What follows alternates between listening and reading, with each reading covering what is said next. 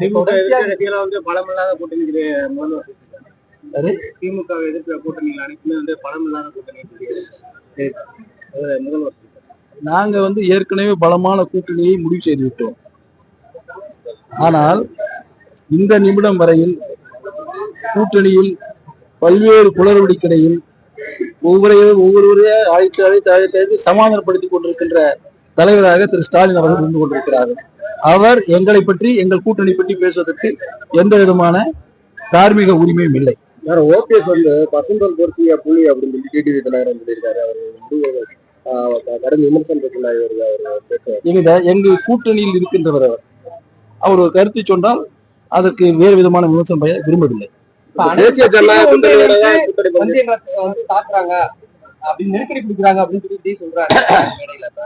ஆமா, அவர் ஏற்கனவே ஒரு கருத்தை சொல்லியிருக்காரு, எங்களுக்கும் திமுகவுக்கும் தான் போட்டி.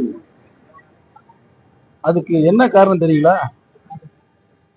நடிகர் திரு விஜய் அவர்கள் சினிமா துறையில் பல்வேறு சோதனை வருகின்ற போதெல்லாம் அனைத்து இந்திய அண்ணா திராவிட முன்னேற்ற கழகம் ஆட்சி கட்சியுள்ளது. புரட்சி தலைவி அம்மா அவர்கள் ஆட்சி பொறுப்பில் இருந்தபோது அவர்களுக்கு தொழில் ரீதியாக பிரச்சனை வந்தபோது புரட்சி தலைவி அம்மா அவர்களை இவரும் இவருடைய தந்தையும் நேரில் பார்ப்பார்கள், அவருடைய பிரச்சனைகளை தீர்த்து வைப்பார்கள். அடுத்தது அவர் மகிழ்ச்சியாக செல்வார்கள். அதே போல்தான் எங்களுடைய பொதுச் செயலாளர் போட்டதற்கு எடப்பாடி அவர்கள் முதலமைச்சராக இருந்த பொழுது அவர் தொழில் ரீதியாக பிரச்சனை வந்த போது நேரடியாக சந்தித்தார். சந்தித்ததுடன் அவருக்கு தேவையான உதவிகளை செய்து அவர் மன நிம்மதியாக அனுப்பி வைத்தார்.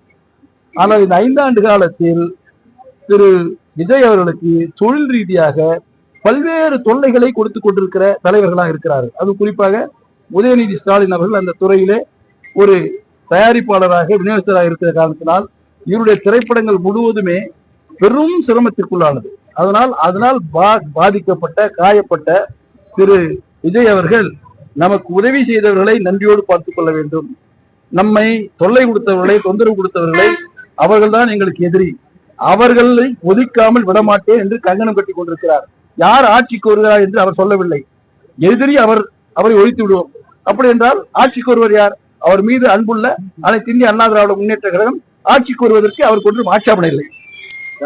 தொகுதி பங்கீடு வந்து அமமுக வந்து தேசிய ஜனநாயக கூட்டணியோட தான் நடக்கும். தேசிய ஜனநாயக கூட்டணி அவர் பாரதிய ஜனதா கட்சியோடு கூட்டணியில் இருக்கிறார். சரியா? அவர் அதில் இருக்கும்போது அவர் சொல்வது கருத்தில் எந்த விதமான தவறும் இல்லை.